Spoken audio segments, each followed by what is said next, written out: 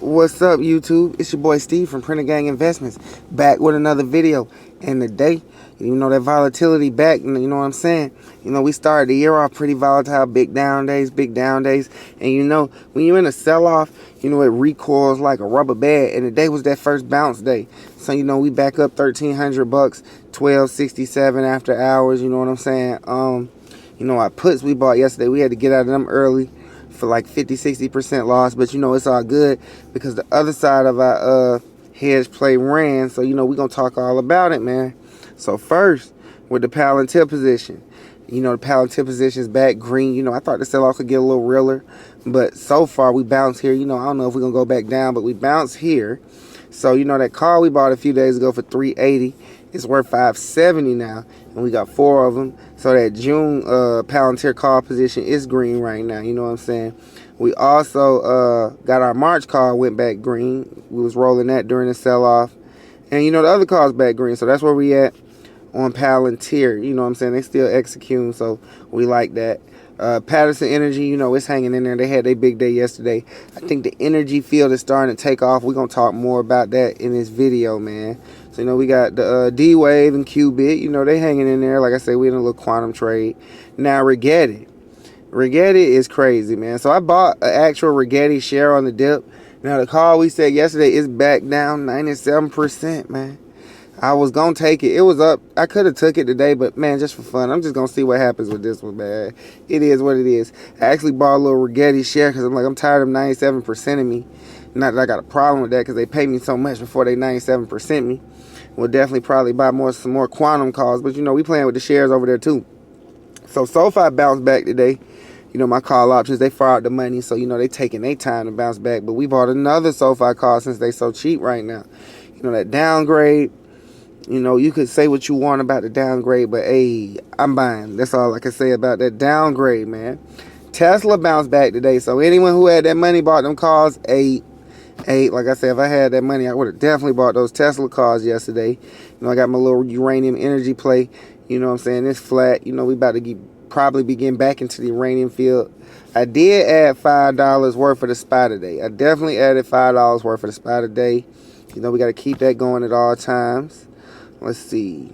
Now, Pfizer, like I said, we didn't add to that. Now, this is the interesting stock of the day, OKLO.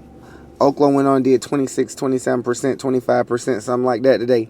And remember, I was telling you, who was watching OKLO because it's uranium related. We got the CEO of OpenAI on it, and they're going to need nuclear energy, uranium energy for AI. And it's looking like they finally breaking out. You know, Dan Ives just initiated coverage on it. You know what I'm saying? I think a few days ago, a week or two ago, something like that. So, you know, I'm liking OKLO. I might actually hop out there with an OKLO call. Like, I've been avoiding the OKLO calls because this thing gets volatile. But I might give it a shot because it's been performing a little better. Like on its down days, it ain't been having as many 20-something% down days like it normally does. So I might be able to play a call, but we're probably going to be doing a little more with OKLO. So, you know, NVDA was back up, you know, 144. They're getting close to highs over there, so you know we like that. We didn't add the NVIDIA. My Nike call still down. I'm trying to see what's up with this sell-off, when it's going to end before I add to it, because Nike's already a struggle, and I don't want to be in a struggle stock during a sell-off, so I'm trying to wait it out. You know what I'm saying? But Mar MicroStrategy and IBIT, they're starting to recover, so it looks like I ain't get my 38% dip like I wanted. I ain't have a chance to buy. I might have bought $5-10 worth, but not like I wanted.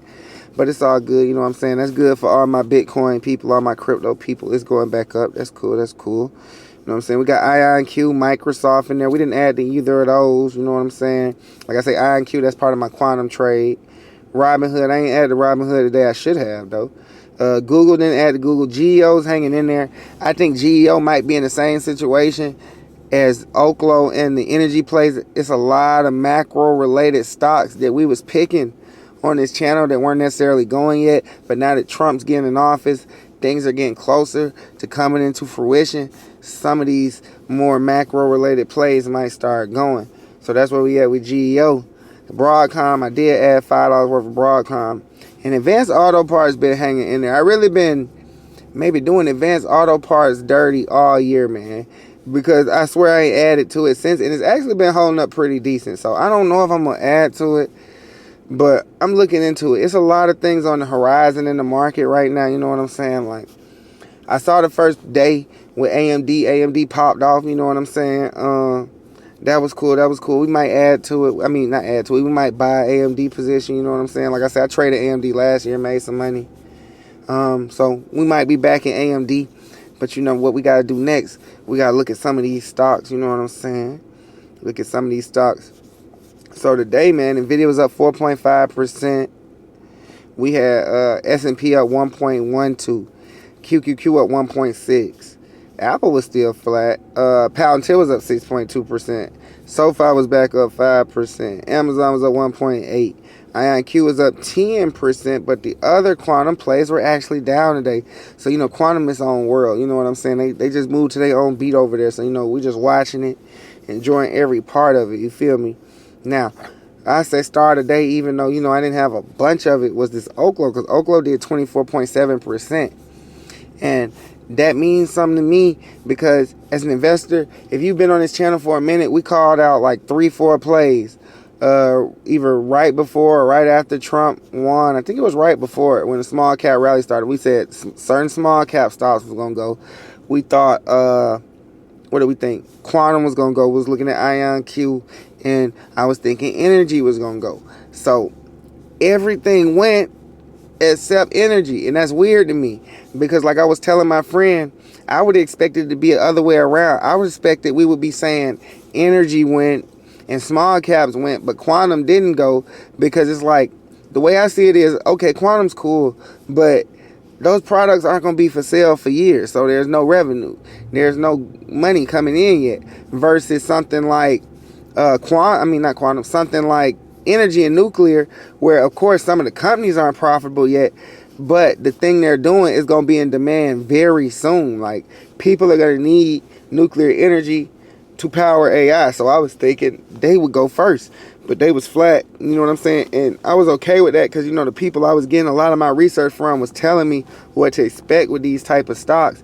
But, you know, the reason I be in them is because they say if we catch one of these energy stocks, you know what I'm saying? I don't know if we're going to be able to do it or not. They swear it's 10,000% out there, man.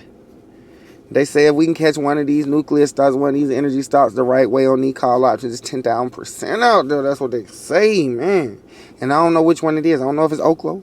I don't know if it's uranium energy. I don't know if it's Cameco. I've been seeing a lot of small cap stocks going in the energy field. So that's why I'm looking so deep at the energy field, because there's money out there. We just got to figure out where it's at. But that's where we at with that. Robinhood was back up 4.8%. Rocket Lab did 15%, and Archer did 20%. You know, I'm still holding both of those in my other account, so, you know, I was happy about that. HIMS did 5.6%. So, you know, today was an update. You know what I'm saying? I don't think we're out the woods yet, you know what I'm saying? Because we still had a lot of sell-off, still a lot of uncertainty out here, a lot of tension, geopolitical tension out here. You know, we got jobs numbers got to come out. We got unemployment numbers got to come out. We keep having all these random attacks. So, you know, I don't think we out the woods just yet. But, you know, it was a bullish day. So we'll look at some charts and see what point some of these stocks ended up bouncing from. I'm going to start with Tesla because they had that 8% day. You know what I'm saying? If I had the options, I would have been dumb up if I had that kind of money to buy them $2,000-$3,000 call options. But it's all good. So with Tesla, let's get to the daily. You see, I was on in 2 minutes, I was getting active. So let's look at the daily. We went deep into this fair value gap. I wonder, are they going to be able to invert it this time? I'm not just going to count them out, you know what I'm saying, and say it's just going to tank because they came into that fair value gap. But that's why I say we're not out the woods yet, because it's like these boys got their work cut out for them. Those short days we had weren't no joke now.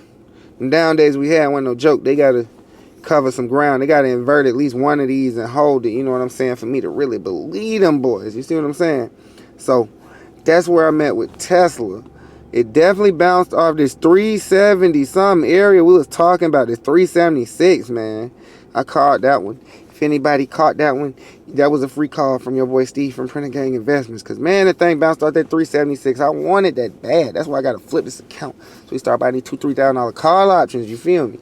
But on to the next stock. Let's look at this QQQ, man, because we tech traders. I need to start looking at the SPY too, but I have some of these tech stocks. I always look at the QQQ. You know what I'm saying? So we definitely not out the woods on the QQQ at all. You feel me?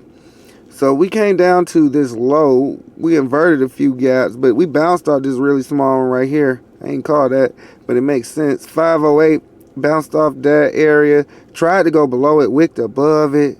What's that, previous month's low? Yeah, it came down to previous month's low, bounced. And they tried to cross down on the EMA. Yeah, it's still a lot of pressure, you know what I'm saying? I'm still on put watch. I might have to day trade puts it open. If they do that dumb shit tomorrow, I ain't even gonna lie.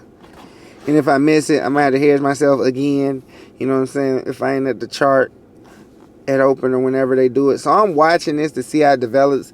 We kind of need another green day like this to really solidify this. Or it could keep going down, people. As much as that don't sound fun, that's what could happen. You know what I'm saying? But we're going to look at the next stock. You know, I got to end it with that Palantir. I got to end it with that Palantir because they did their thing today. What did Palantir do today? Yeah, Palantir did their thing. I didn't know where we was going to bounce from, so it looks like that EMA actually held us up. That is impressive. That was impressive because we sure didn't have no ICT-related support for a minute if that didn't work. So, yeah, it looks like we inverted a volume imbalance or something. Yup. Yeah, we inverted a volume imbalance. We're coming back into this fair value gap right here, this bearish one. It's not as bad as Tesla's situation, but I do want to see them invert this. They got to invert this, and that would take us basically back to all-time highs. So it's like, I ain't saying they got to invert this immediately, but they need to hold a good area for them to like stay up here to invert this. If not, we're going right back down. You know what I'm saying? Like, we ain't got that much support. You could use like previous months low. What this is? What previous weeks low, previous days high. We could use that.